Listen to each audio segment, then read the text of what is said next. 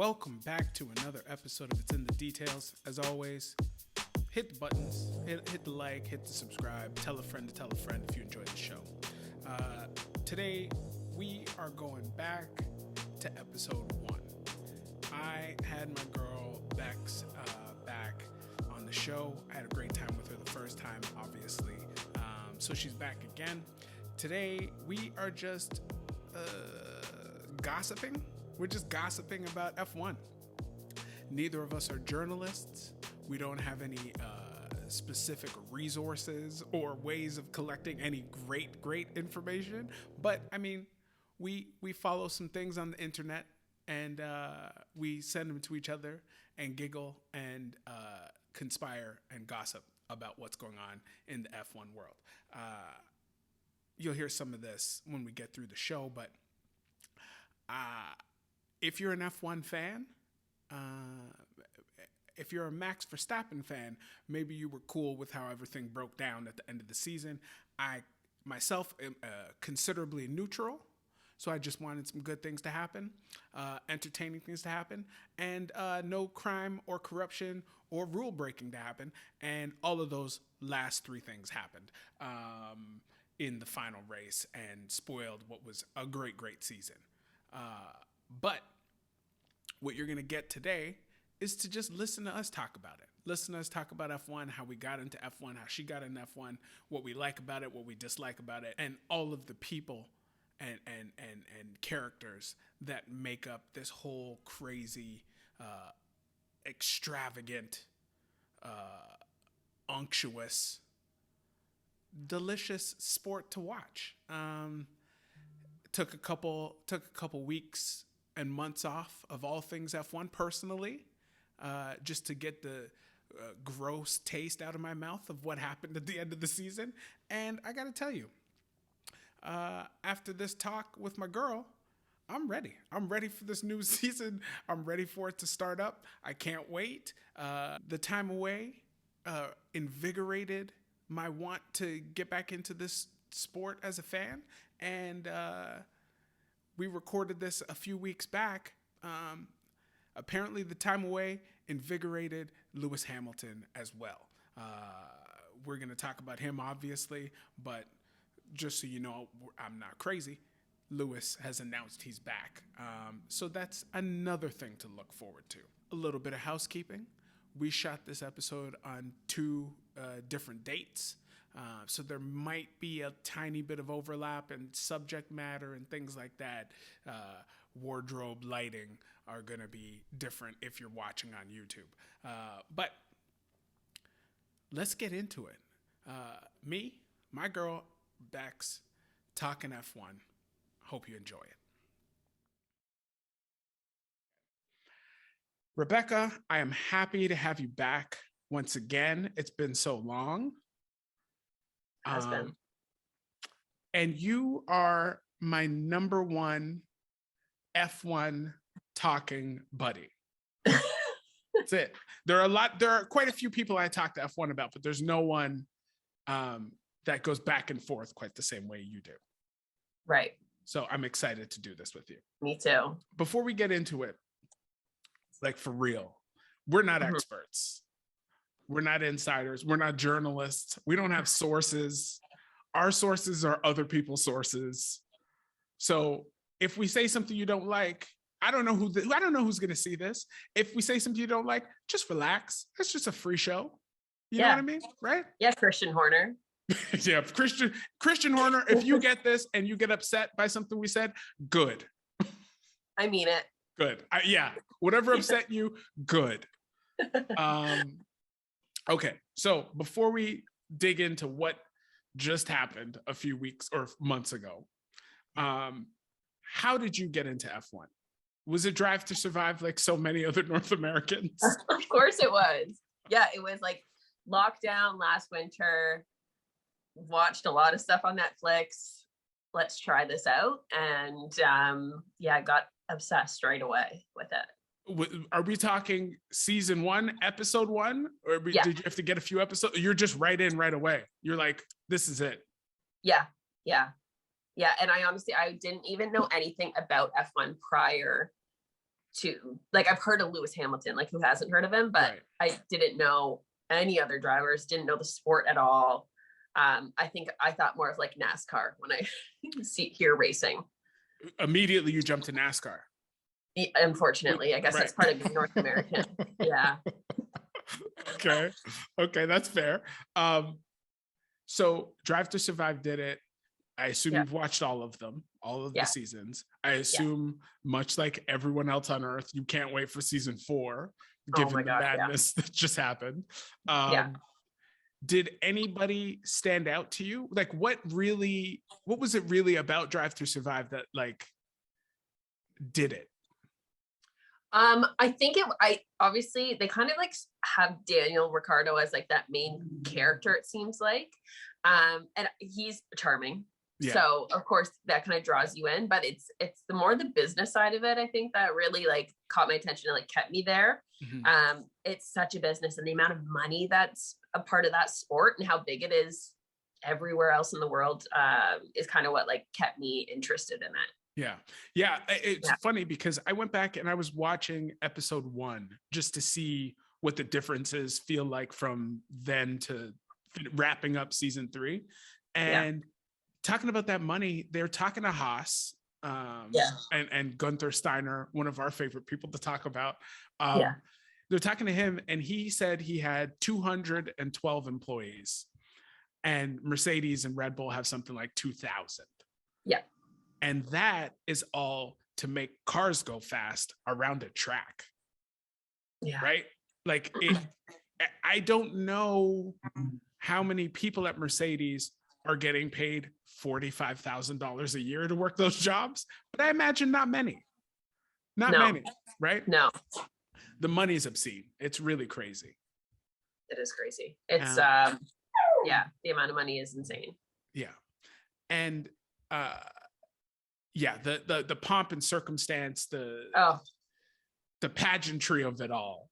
The amount of celebrities and stuff that like show up, and it's bizarre. Like, it's such a different world. I can't wait to actually go to a race in person and like see what it's really like. I was going to ask you about that later, but since you're on it now, let's talk about it. Okay. The excitement about going to see a race live. Mm-hmm. Well, first of all, when you finally do it, do you want to go for a whole weekend? Do you want to go just race? So the entire weekend. So we're dropping some coin. We're dropping some dollars to go. Yeah. Okay, fine. Yeah. Are you? She has a dog. We're gonna work through the dog, people. Sorry. Yeah. He's so cute. If you saw him, you'd be fine with it. So are you not the least bit concerned that all of the things they can provide you on TV are going to be missing from being there live? Oh, it's gonna be awful. Like, you got the weather. It's terrible. You're surrounded by a bunch of people. Yeah. Not great. And you don't like, I like the commentators. I like that stuff. You see it from every angle. Like, I'm gonna see, like, just like a car shoot by. Like, I'm not gonna be able to see the race. But it's kind of like a bucket list thing. Like, I gotta go. I gotta see it. Will I go to multiple? Probably not. But gotta go to one. I hear you. You echoed everything I think about going to one of these races live. Yeah. Everything. Yeah. Okay, so we're in Canada. We don't have one. We don't have a race in Toronto, at least not yet. So Montreal would be the move, right? Yeah. Would you ever entertain going to a race overseas? Oh yeah, if I was over there. Yeah. So wait, you wouldn't check me on a boat in Monaco? Like, I'll be there. But I don't know that that's the one that would be easiest to get into. No. I understand the appeal. I definitely understand the appeal. But I wonder if you go to Montreal, because like, I'm with you. It sounds terrible. It sounds like a horrible idea. Yeah. If you care about the race. But I think as an event, it's probably amazing. Oh yeah. Probably amazing. I bet it would be crazy. Like, I don't know how much access you get. I honestly don't, but it would be pretty cool. Yeah. I think, have you been to Osheaga? No. I went once. I think it takes place. I could be wrong, but I think it takes place on the same island. Osheaga happens on this island Oh. across the water from like old Montreal. Oh, okay. And I can see how it would be amazing because you could set up all sorts of parties and dances and events to go on during the weekend. Yeah. But like just right. the But I'll see at the same time, like to go back to that pew part, it would be interesting to really see how fast they go because Yes. it's not quite the same. I don't think it translates well on TV, No. or it's not as impactful Yeah. compared to when you see it in person. You're like, oh wow, Yeah. they're going fast. Yeah. And then thinking about trying to handle a car. Well, that's how, like, remember that time you were driving and it got a little rainy and you made a turn and your car slipped a little bit? Yeah. And Yeah. you were fine and you drove home? Yeah. 40 kilometers an hour you were doing when that happened. You know what I mean? Exactly. Like it was nothing. These guys were parked basically, and they're doing that. Like they're passing people. They're going around corners at like 180 miles per hour. Like it's insane. Like they are crazy athletes. Like they are, the G-force that they have to deal with constantly, like for sometimes 2 hours. Is crazy. In your head, and I'm sure you haven't thought about this, so forgive me, but in your head, where would you want to sit? You know, like, would you want to sit in a corner that might have some passing? Would you want to be on a straight? Would you want to be up high somewhere and try to get the best vantage point of most of it? Like, I wouldn't even know where to try to get tickets. You know what I mean? Yeah. No, I haven't thought about it at all. Yeah. High though. I think that's a good point. Right? Being able to see a little bit more of the track. Wherever you are, as high as possible. Yeah. Up where all the Ferrari figs are. Check me up there. Yeah, exactly. Just put me up in the top somewhere so I can see as much as possible. Yeah. Yeah, it really does. Like, now that we're in it, it does feel like a bucket list thing. Yeah. That you're gonna have to knock off. Full disclosure, I went to Osheaga to see Radiohead. Primary, it was like, there's 90 people here performing. I'm just gonna see some people that are gonna be great. Whatever. There are a lot of like big artists. So Radiohead was headlining and they came out last, obviously. They came out at like 9-10 o'clock. I had already been there since 1. It's the middle of the summer in Montreal, which was like hot, humid. I didn't realize it was that humid. Like it was rough, right? Radiohead played, I think, 4 songs. That's it? That was it for me. Oh. Yeah. Why? I could not be there anymore. I could not be there. And like, I've been trying to, at that point, I'd been trying to see Radiohead for a while. Like I had tickets. It's not supposed to happen. I had tickets to see Radiohead with a friend at Downsview Park. Yeah. And like the day or 2 days before the concert, a part of the stage collapsed and killed somebody. Yes.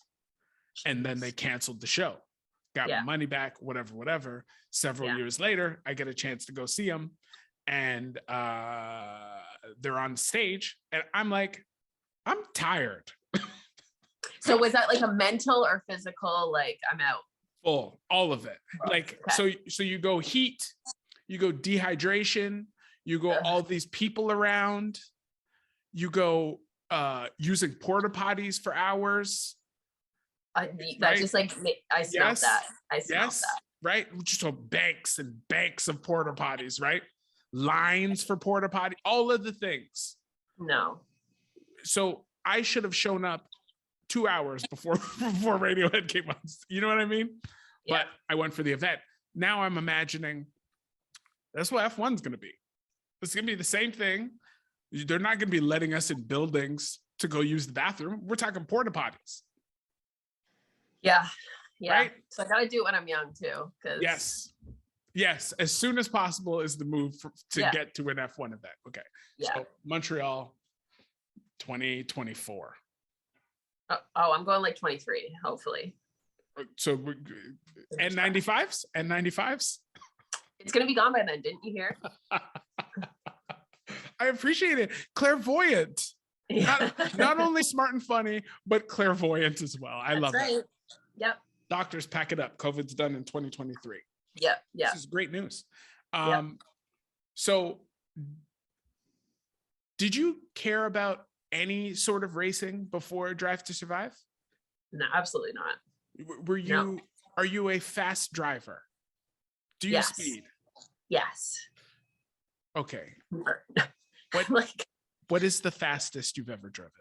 Oh, not that fast. We're not talking F1 speeds, just period. How much risk? I've probably accidentally gotten up to like 140.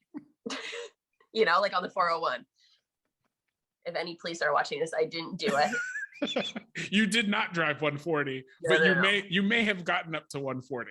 And it's always by accident. Like I'm never intentionally trying to go that fast. Well, let's dig into this. How do you end up at 140 by accident?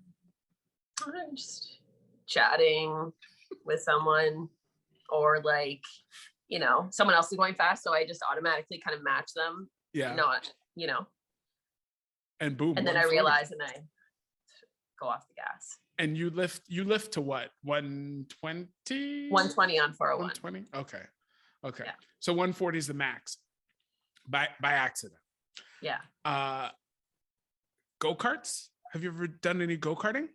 Never. No. Not one time. You've never been in a go-kart? No. Is there no appeal? Well, I'm big. Yes. Well, okay. So there was no appeal when you were younger. No. And maybe more appropriately fit for a go-kart. And now, do you think you can't fit in a go-kart? Or do you just feel like it would be so uncomfortable? I have no idea. I'm sure it'd be fun. Yeah. We got to go go-karting. Okay. I haven't been go-karting in a really long time. Like, I'm talking like early teens, like a really long time. And I imagine these go-karts were not that great. They were not fast. The track wasn't that big. But I have some friends that know of some go-karts that go pretty quick. Oh. And some pretty decent sized tracks. Black market go-karting? No. This is just perfectly legal stuff people can do. You just got to go, right? Like, who knows, Orangeville or something, like one of those places out there, right? Yeah. But so we got to do some go-karting. I'm like you. I was not particularly interested in racing. Like, I watched some stuff back in the day, but I do sort of feel this want to get in a go-kart and go fast now. Yeah, let's do it. Yeah. Okay. So in terms of watching F1, like so many, you have jettisoned cable from your life. No cable in your house. No. We've watched one race together. Yeah. How do you normally get your F1 fix? I go to my parents' house and I use their cable. Okay. Do you have plans to get F1 in your house by your own means? Yeah, I think this year, because now I've done the full season of it, like I've only watched one season. Yeah. So now that I'm like, okay, I do actually really enjoy this, I think I'll get the streaming service for F1. Okay. That comes with, it's pretty cheap. So I'll probably just invest in that for the year. Mm-hmm. Yeah. And you're primarily just a race person. Like you don't watch all of the pre stuff, post stuff. You see the race, you move on with your life, right? Yeah. Unless like my team wins, and I'll watch some post race stuff. But if they don't, then I don't want to watch it at all. Okay. We don't need to hear what these other people have to say about no beating. Don't care. The people I care about. Yeah. Right. Yeah. The people you care about are Mercedes. Oh yeah, big time. Right. And we're going to put that out there. We're going to put that out there right now, because that might color some of the opinions you have on what we're going to be talking about. I enjoy excellence in all sports, all the things. I enjoy excellence. Mercedes happens to be particularly excellent at what they do. But I find myself a little more neutral than you, where I just want the best things to happen. The most truthful, entertaining, riveting things to happen, and particularly bad things to happen to Christian Horner. In terms of the actual races, how nervous do you get? Do you get nervous on race starts, restarts, people you want to win, trying to pass people or being passed? Like, how nervous? Quantify that. Like, give us something to feel what you feel when that's happening. Yeah. So you and I are opposites when it comes to you just want like a good race, good competition. I want Lewis to be way ahead. I can breathe, because if not, I'm just so nervous, and especially like at the beginning, if it's like Max and Lewis like starting off beside each other. Yep. It's like, because they're gonna both be aggressive, especially towards the end of that season, like this season. It's just like, please come out unscathed. Lewis. Max, I don't care. Max, find a wall and some grass. Safety. I care. I don't want him to get hurt. Yes. But just get behind Lewis. Yeah, exactly. So that's always nerve-wracking. I mean, near the end of that season, like the last few races, like whenever they were going to battle, like midway through the race or whatever it was, 3/4 through the race, heart stops, especially when they go off track, and they did that quite a bit near the end. So it's always very nerve-wracking for me. Do you find it's so interesting, because this is your first year, and my first real year of watching as well. Like, I watched the last, I don't know, 6-7 races of the season before. So I had a little more to draw on than you do. But it's so interesting to me how quickly this bond has developed, like within you and Lewis and Mercedes, that these very real emotions you're having about what's going to happen just at the beginning of the race. Yeah. You know what? I think it's like the characters. Like, I think Lewis is the GOAT, right? So I just want him to go out on top. Like, there's just a part of me that I'm like, just, he's got to be ending in the next few years. He's I just 36, 37 or something like that. Yeah. Like, I don't want you to end at the bottom. So like, do well. He's so, sorry, 1 second.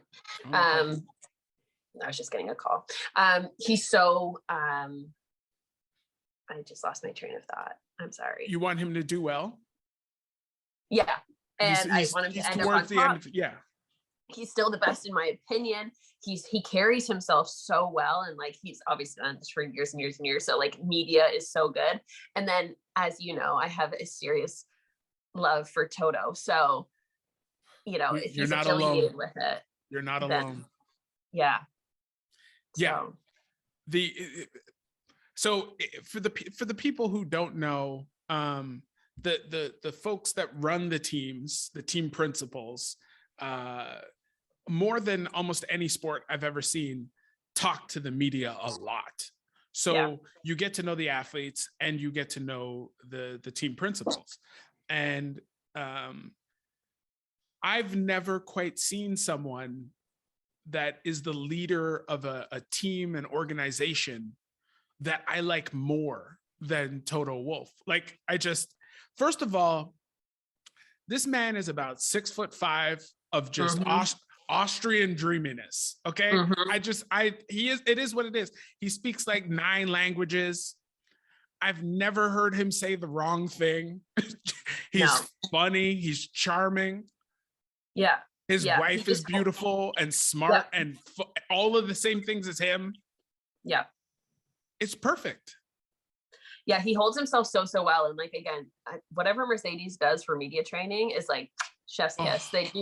They do so well. And you can see the comparison And I get it. Like I'm sure there's some frustration with Red Bull and on and on and on. But like you see the difference between him and Christian, in my opinion.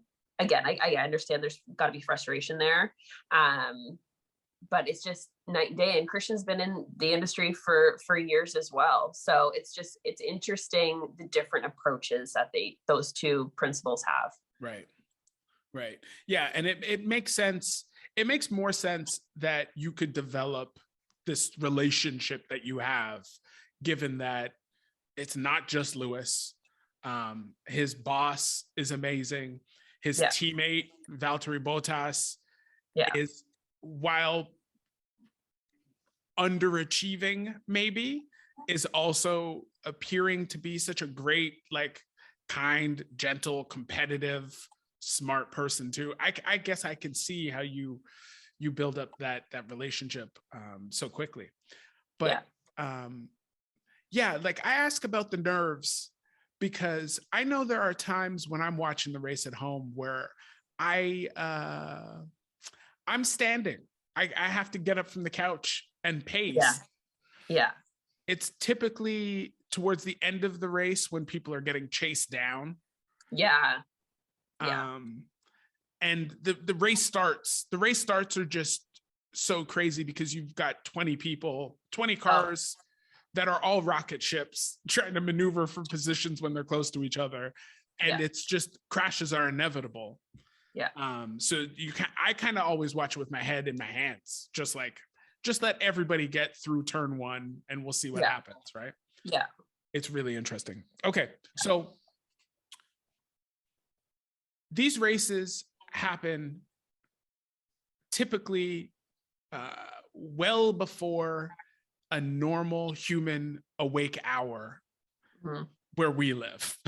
Okay. They're starting at 4:00 in the morning. They're starting at 7:00 in the morning. If you have kids, I get it.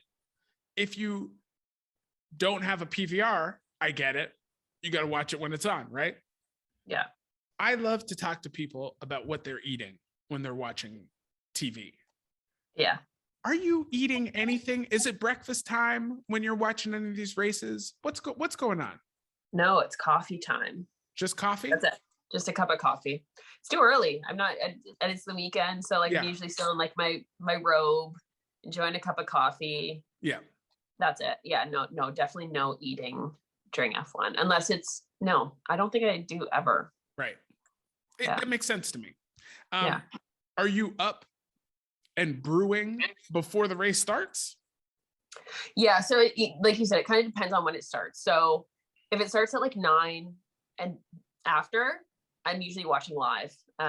So I can have my cup of coffee, but I always record it regardless, just in case something happens, whatever, it's always being recorded. So, or I can fast through commercials sometimes depending on how the race is going.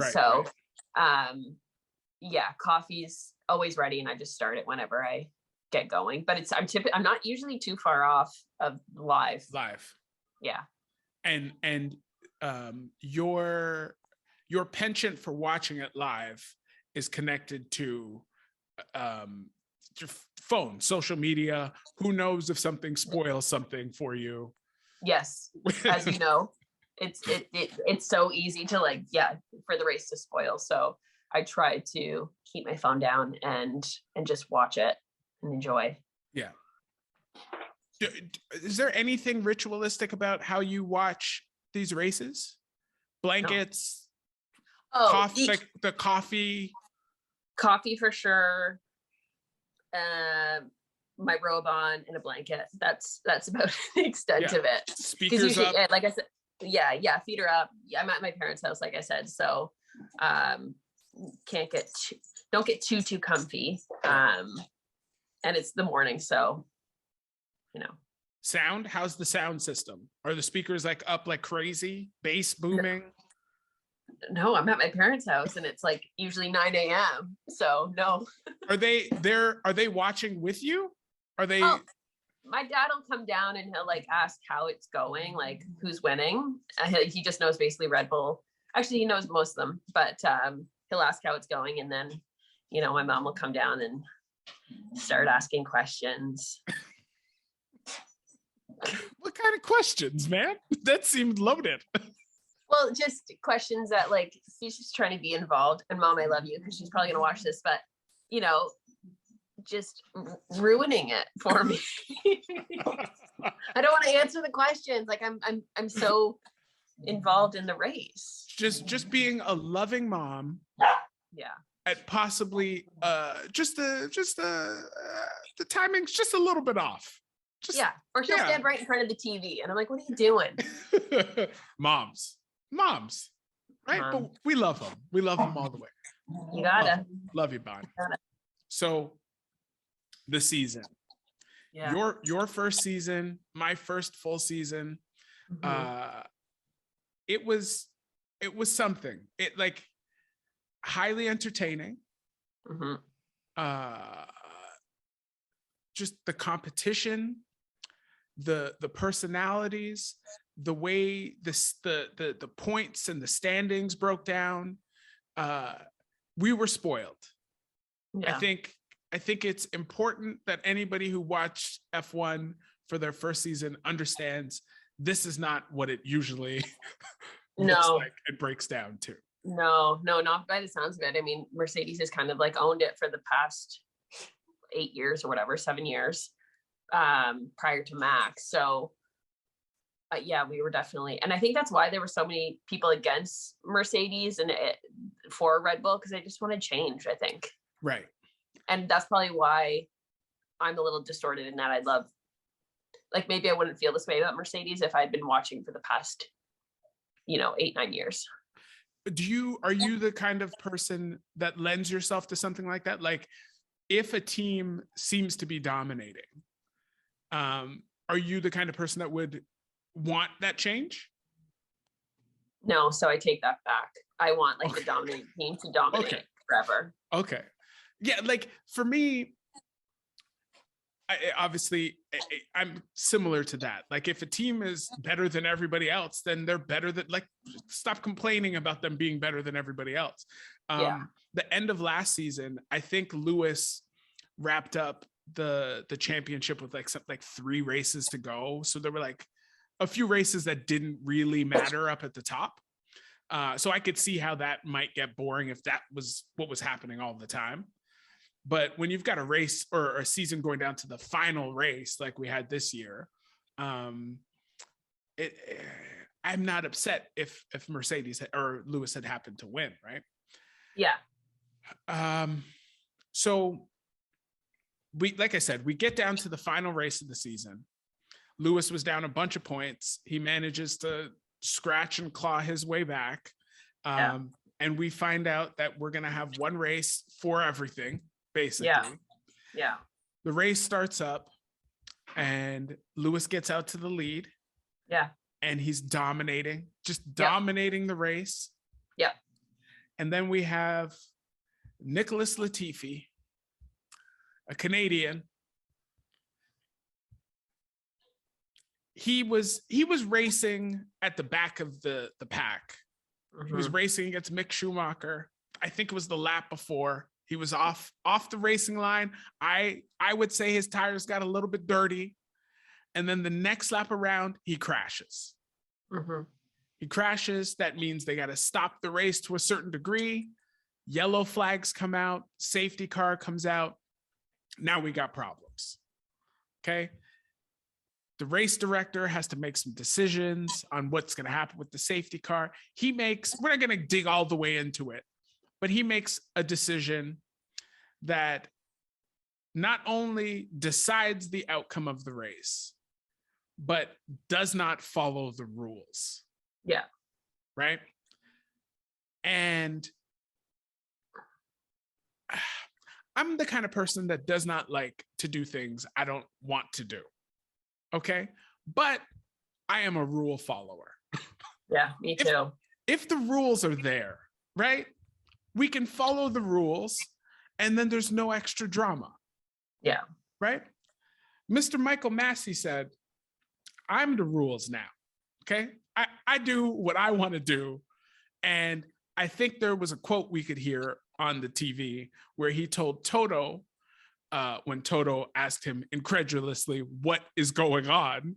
He said, we are racing motor cars. Like, that would be an appropriate response for making a decision that directly decides the outcome of the entire season, which he had to know, right? What were your thoughts while it was unfolding?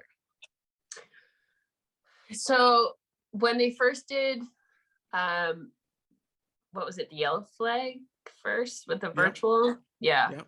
I was like, okay, that's fine. Like, Lewis was so far ahead. Yeah. Like, he was so far ahead. Yeah. Not a problem. Everyone has to reduce by 40% or whatever it is. No problem. And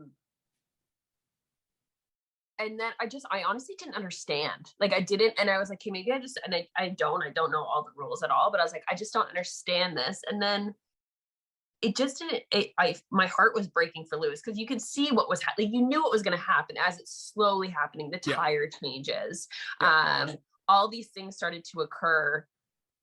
And then suddenly Verstappen is like right behind him. And I was just like, with one lap to go, and Lewis has old tires. It was just like the writing was on the wall of what was going to happen. And it was just kind of like Lewis couldn't, unfortunately, do anything about it. Yeah. And I just totally did not understand how that ended up happening, how he was somehow right behind him. Probably let them race with one lap to go. Like, you knew what was going to happen. Like, as the racing, Michael Massey knew what was going to happen when he said, okay, go race. How can you not? Everyone knew what was going to happen. And honestly, I felt so bad for Lewis. He was so far ahead. His race was going perfectly, and it should have ended off perfectly. Even Nicholas, crashing. It still should have been okay. It should have been fine. And the fact that it ended the way it did, and the unlapping of just the cars in between, it was just bizarre. In getting back into it, because I had to push away from F1.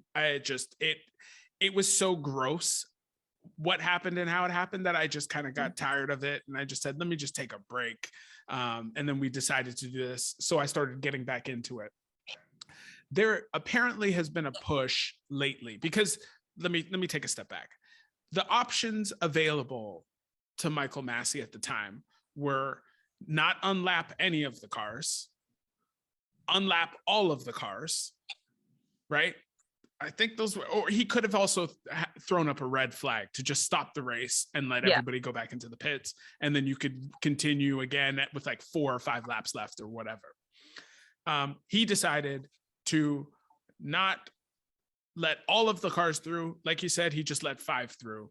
And then the next kind of machination, which created a problem, was once he let those 5 cars through, they do another lap around the track, and then the safety car would go in.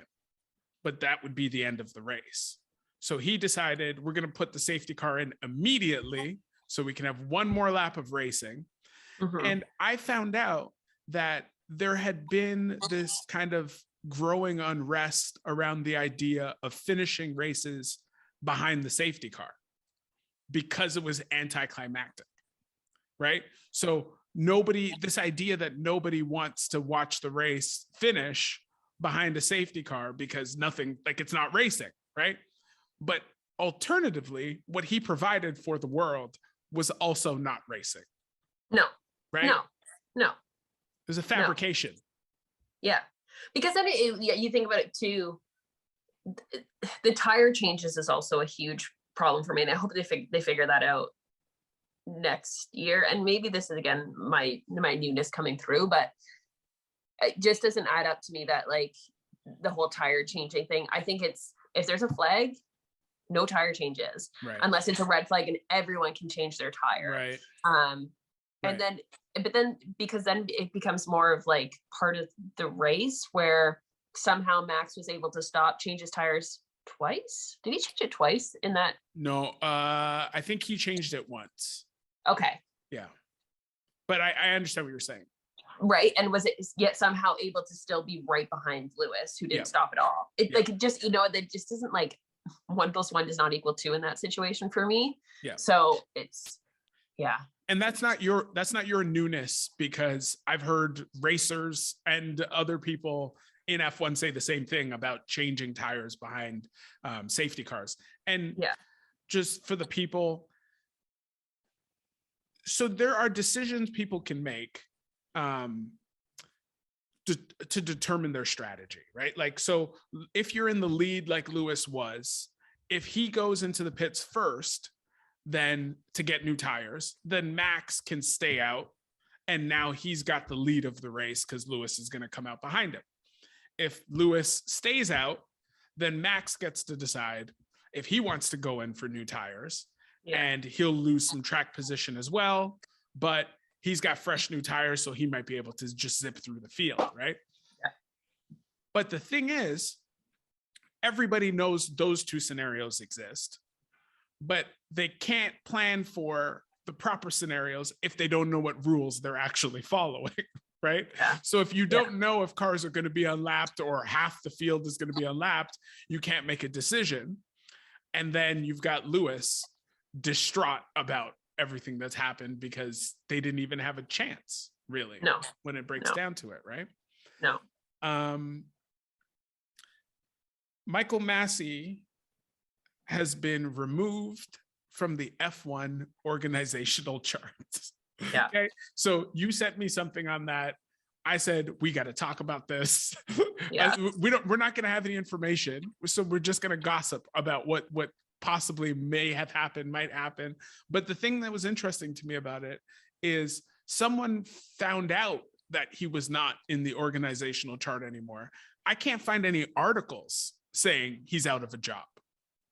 No, it hasn't been confirmed yet. And apparently they were saying, I was reading an article yesterday, and they're saying something about we won't even know until like 2 days before this year's race. Right. The first race, sorry. But yeah, so it hasn't been confirmed. No one said anything. I know Toto went and spoke with the FIA on Friday. So I don't know what's happening. It's so strange. And for the people, if you don't know, Lewis Hamilton is not for certain coming back for 2022, right? And we've both played a bunch of sports. You've played at a higher level than I've played. But imagine someone telling you,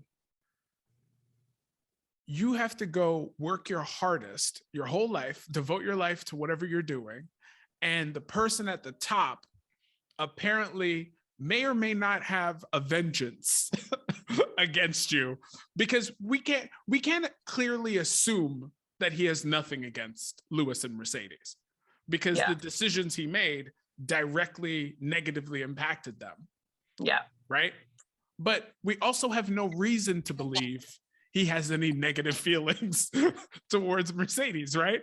Yeah.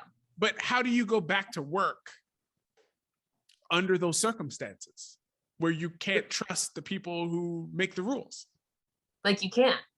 And it's not just, I mean, Lewis is obviously the loudest right now in his silence, but you listen to other racers talk about that last race, and they're just like, what happened? Madness.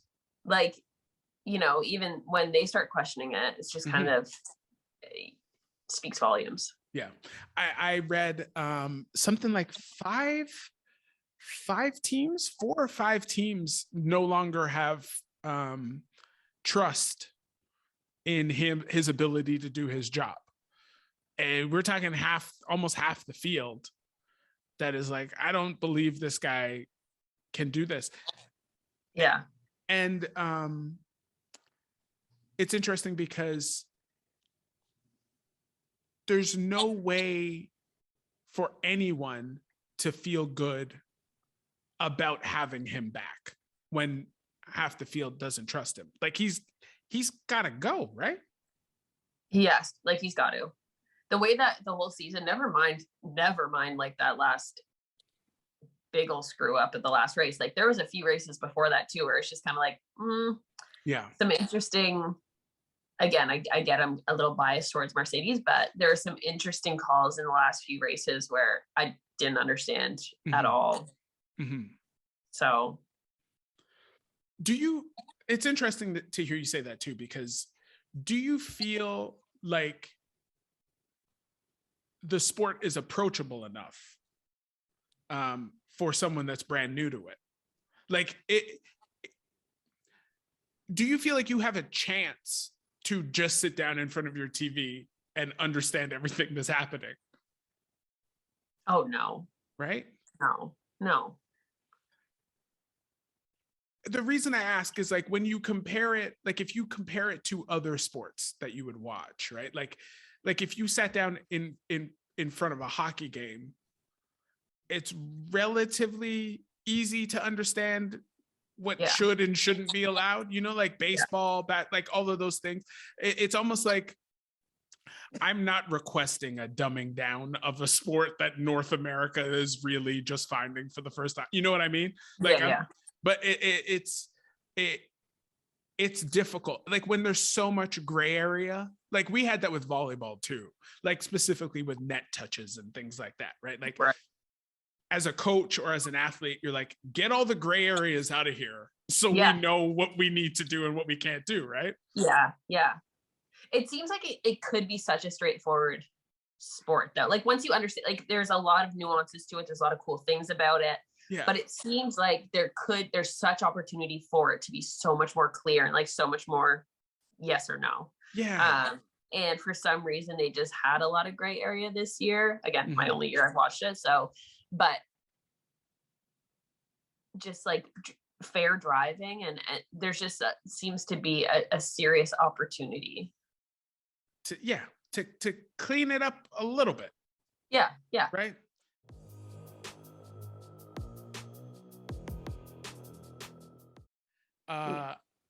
I'm curious as to how you feel about the new cars. Are you excited? Are you not excited? Where are you at? I don't know much about them, honestly. Yeah. I'm excited to see if it's going to make a difference in the top contenders. Like if there's going to be more top contenders now coming out of it. So the first, couple of races will be interesting, but like I'm not educated enough on the changes and the impact that those changes are going to have. Fair. To the race. Fair. Yeah. Neither of us are engineers by any degree, let alone F1 engineers, right? Yeah. But it's just like, it's the same as you. It's like the intrigue of what's going to change by them. Do you follow any sports where they're just like, hey, we're going to switch up all the rules basically every 7 years? No, like it's crazy. It's so like every other sport is so like old school, like, no, these are the rules. Yeah. It is what it is. Yeah. F1 is just like, let's make it more interesting. every 5-6 years, brand new cars. Yeah.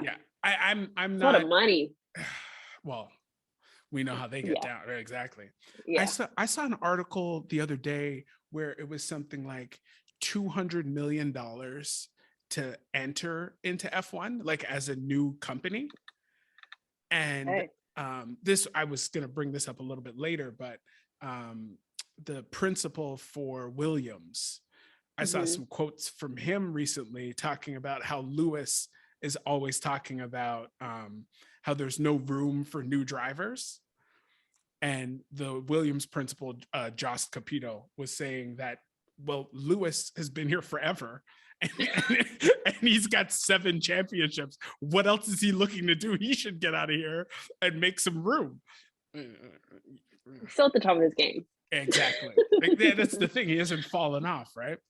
But yeah, I'm not up on all the specs and differences that they're hoping to gather out of these new cars. Yeah. Other than passing. Passing is apparently what is it? The goal is to make it easier for cars to pass one another, because interesting. You know how we're watching races and certain people will get stuck behind other cars. Yeah. They start talking about drag and all sorts of things that are keeping them from passing. So yeah, I was interested to hear if you were excited for the. You've seen some pictures. Oh yeah. Like it Yeah. does definitely looks different. And I've heard that when you just kind of triggered something there with, I've heard that when you're kind of following someone, the turbulent air isn't going to be as bad as it was with the old car. And like that, that dirty air is not going to be as, have as much of an impact. So yeah, it'll be interesting. Yeah. That's the thing I noticed, because I started watching Indy this year as well. And it seems like the Indy cars have a little bit easier time passing, but they also have like boost modes and like things they can do when they really want to drive faster. Oh, okay. So that helps them too. But yeah, it's I'm getting more and more excited for the reveal of all the new vehicles. Yeah, this month, right? February. Exactly. Yeah. Right? The other thing I was curious about, and I can't remember if we've talked about this before, but how do you feel about the sprint races? I'm not a fan. What's the deterrent? And here's the crazy thing. I'm like this fan, and I've like never watched the sprint race. So I'm just like, so wait, doesn't do it for me. I just want them to qualify, like always. Like I just don't get the sprint. I don't understand. Like let's just like qualify. Gotcha. So I'm not the right person to ask. So you dislike the idea in theory, and you've never seen it in practice, which is not a judgment. Protesting, if you will. You're gonna have to watch a sprint race this year, because I will. I will. What they've done is, and this is me talking from this year. Well, I watched the tail end of last year, but they've made the entire weekend important now. Like they've done away with a practice session. They've added another race. They don't really race that much. They race through the first 5-6 turns. And then everybody's kind of like, if we crash the car, they've got to rebuild the car, and we start from the back. We're not going to screw up. Yeah. They're fun. I will watch them this year. I feel like I'm more invested this year, more so than last year. Speaking of which, does that also mean you've never seen qualifying? Oh, I've seen qualifying. Oh, you have seen qualifying. Yeah. I don't know if the sprints I think I watched the majority of the qualifying this past year, but I guess the sprints just always landed on a day I couldn't watch that Saturday. That's fair. And that's just the way the year worked out. Yeah. Okay. Is Lewis coming back? Yeah. 100%?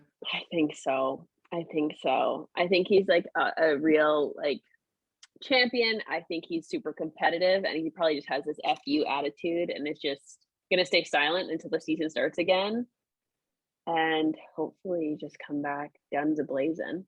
I hope. I try to pay less attention to rumors and things like that. The rumors I've seen point to him waiting to find out what comes from the investigation, and also whether or not Michael Massey is back. Oh. If Michael Massey, just obviously, we're just talking. If Michael Massey is back, you still think he's coming back? They would have to like do some serious things, I think, to get Lewis back. Some if mending. Michael's there. Yeah. I don't think Michael's going to come back though. That's what it looks like. Yeah. From, again, rumors and like or org charts and things like that. Doesn't look like he's going to come back. Yeah. And I don't know what they're going to put in this investigation that's going to make Lewis excited about racing again. But I think I agree with you. I think he's going to be like, "No, I'm still it. That last one was stolen. Yeah. And I'm going to show you what's you can't up." end like that. Like that would be so killer to end. I feel like in that type of race. Frustrating. Yeah, for sure. But like you wouldn't want that to be your last taste. I wouldn't think. But I don't know. Maybe he's just so like, I've accomplished everything I want to accomplish. It's time to move on to other things. Right. It's going to happen at some point, right? Oh yeah. Do you come back? Nothing really has changed other than the cars. and you let these people steal another one from you? Mm. Or do you come back and you assume there have been changes, like they're talking about safety car rules changes, and see what happens? I have to believe he's going to come back too. I think I'm with you, but Yeah, I don't know. I don't know. I know. Yeah, it'll be interesting. Speaking of Lewis, I was on Netflix Mhm. and found the David Letterman show and found out there was an Yeah. episode of Lewis. Have you watched it? Did you watch it? Yeah. How much did you enjoy it? It was so good. He's just so like, and we talked about this earlier. Like, he's just so well spoken. Yep. And just speaks so highly of his father, which I love. Yeah. Yeah, I really enjoyed it. Even through him and his father, even through some drama they apparently had, which I didn't know about. I'm assuming you didn't know about either. No. But yeah, that was it was really interesting to see all of it. And he's so captivating. Yeah. Thinking about him now versus videos and pictures we've seen of him in the past, right? Has there ever been a larger glow up in a huge celebrity that you've ever? Can you think of one who has gone from like, is this guy homeless, to he was never that bad? Come on, Lewis. No. He was young. It could be some of the European idiosyncrasies that I'm not picking up on in style and things like that. But my man, there were some struggles in the style department back in the day. Oh, I mean, it was, think about it though, like, it was the early 2000s too. Sure.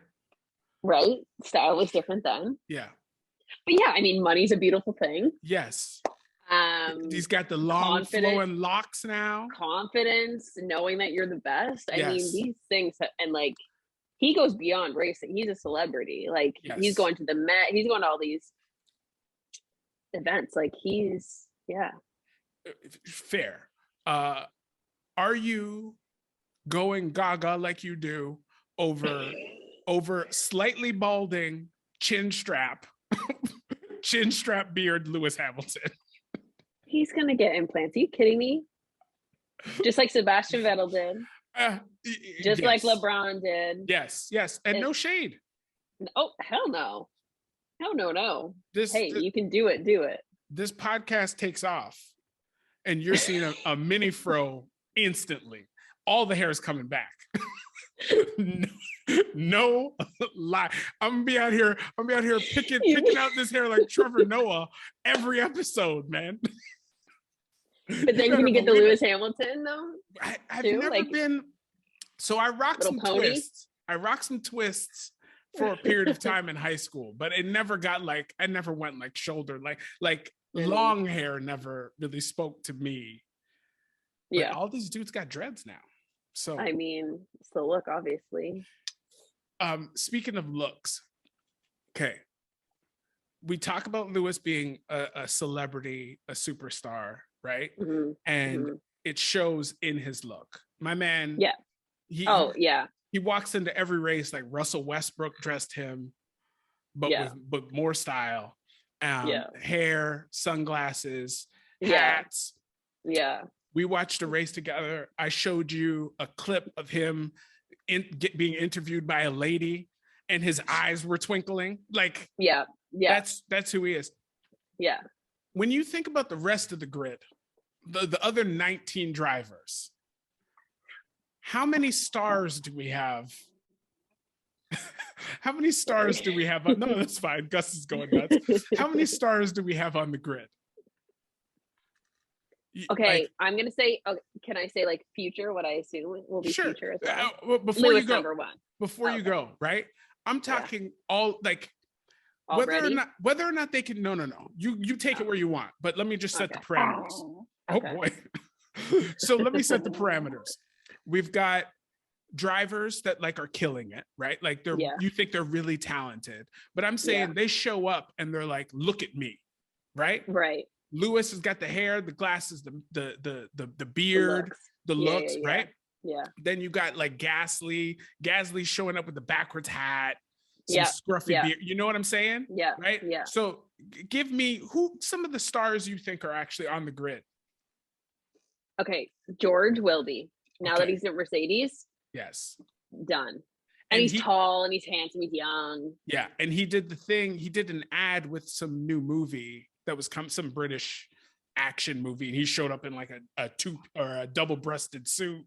Wasn't that like James Bond? What do you mean? No, it wasn't Bond. It was another. It was like The Man from U.N.C.L.E. or something like that. Okay, we were talking about Russell. stars. Yeah, so George you just, Russell. Yeah. Okay, George hold Russell. on. Let me think of the grid.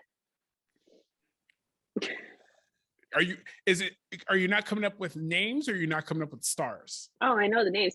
I honestly Perfect. like, yeah, Perfect. Mercedes, Exactly.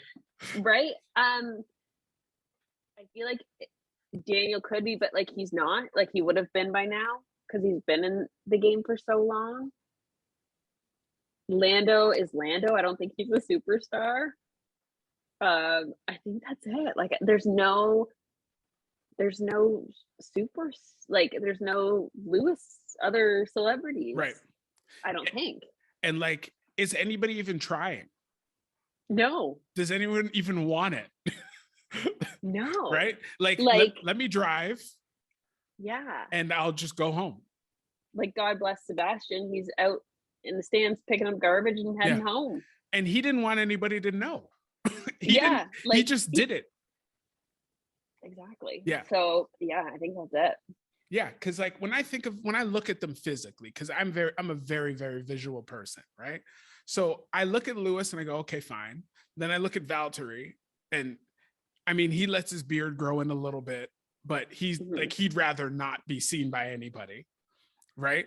Max would be the next one to kind of be a superstar, but he's always disgruntled by something. He's working out. He's busy. Him and his 5-pound kettlebells. Listen, people,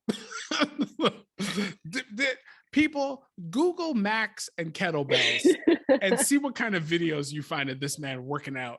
The 2021 world champion. Yeah. Okay? Professional athlete. Yeah. Nicholas Latifi and Lance Stroll are 2 Canadians. They don't seem to care. Right? No. Carlos Sainz, he's kind of doing something, right? Yeah.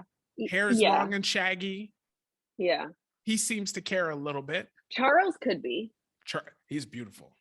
He's a very handsome man. And he seems very nice. Yeah. But yeah, like it's interesting to me that all these guys, I mean, they're only 20 seats. Kimi hasn't cared in years. God bless him. But even Kimi and Fernando Alonso, their style is the old guy who doesn't give a fuck, right? Oh, totally. You can make a star out of the old guy who doesn't give a fuck. Like they're both already multiple time champions, right? Like, but physically, they look like rugged stars, right? But the rest of these dudes just they don't care. Yeah. And maybe they will. I don't know. But it was just interesting to me that there's like 2 guys that are out here in probably the biggest sport who are trying to say, look at me. And like, but George isn't even there yet. I'm predicting that he'll get there in the next couple of years. Lewis is still the only one that's like really walking with a purpose. Yeah. The interesting thing to me about George, and I don't know if I said this to you or someone else, is when he was in Lewis's car 2 seasons ago, when Lewis had COVID, he almost won. And I'm relatively new to the whole thing. And I heard him speak. I saw him driving and taking interviews. And I was like, yo, this dude is going to be a superstar. Like, he's like 6'3" or whatever. Like, he's just, like you said, he's tall, he's handsome. And his stardom's different because he's very clean cut. Very, very clean cut, right? Very, yeah. Like, I feel like it's going to be difficult to find him saying something his publicity team doesn't want him to say because it's going to mess up his dollars. You know what I mean? Yeah. Like, No, he's very straight edge, vanilla. Yeah. The Schumacher documentary. Oh, yeah. It might have been a while since you watched it, but Mm-hmm. did anything, what stuck out to you with the Schumacher documentary? Did anything stick out to you? Well, I didn't know where he was at today, so that stuck out. Yeah. I didn't know anything about him. I knew he was like up there as like one of the greatest of all times, and like Lewis was tied with him.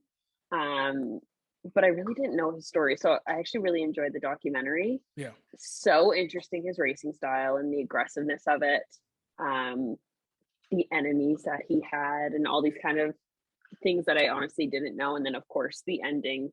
Yeah. Spoiler alert, like where he's at now, was shocking. Yeah. Like, I remember texting you or after you watched it, we were wondering where he was this whole time. Yeah. Like his son is out here racing, like, where are you at, bro? Yeah. I could use some help, man. You know everything. Yeah. So it was a really interesting documentary. I'm happy I watched it. Yeah, it was good. Mm-hmm. One of the major things that stuck out to me was when he got put in that 7-Up car for his first qualifying.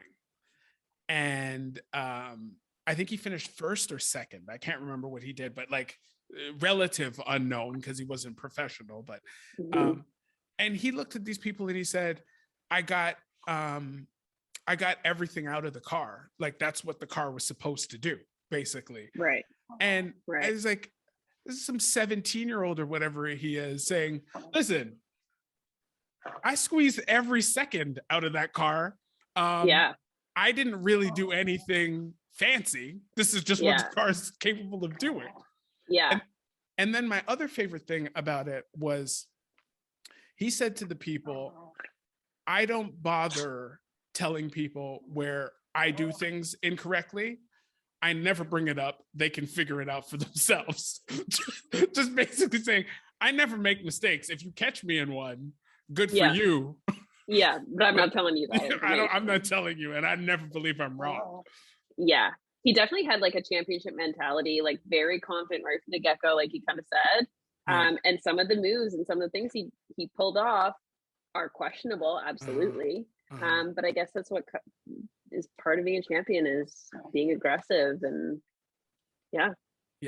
and for him to leave racing, come back, leave racing again, and then get into skiing where things happen. Are you a skier?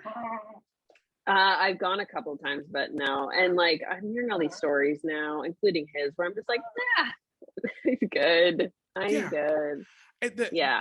The Olympics are coming.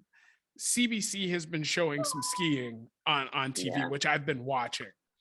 And it's F1 on ice, except with just your body. It's insane. And they're going so fast, and you're like, one false move and you're done. Yeah. It's crazy. But it's funny, I've been watching a lot of documentaries on the free climbers, like that do the rock climb. Yes. Yeah. And it's the same with Michael. They talked a lot about him doing the skiing and obviously racing. And he was a big, what's it called? Adrenaline junkie? Yeah, but what did he do? He jumped out of planes. Oh, skydiver. Thank you. Yes. I think he was big into that too, right? Didn't he have like 35 or 50 jumps or something insane? Yeah, and Lewis is the same. Like they're just adrenaline junkies. Yes. So it's kind of like, and these climbers are obviously huge adrenaline junkies because they're doing it without any cables.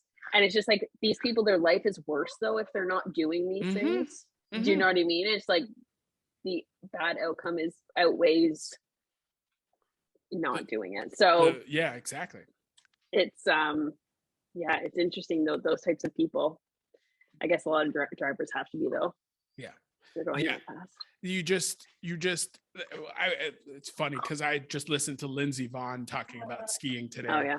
And she was saying that that's the only place where she's at peace and quiet and just calm. Crazy. When she's flying down a hill at 85 miles per hour. Yeah. They're crazy people. And Oh yeah.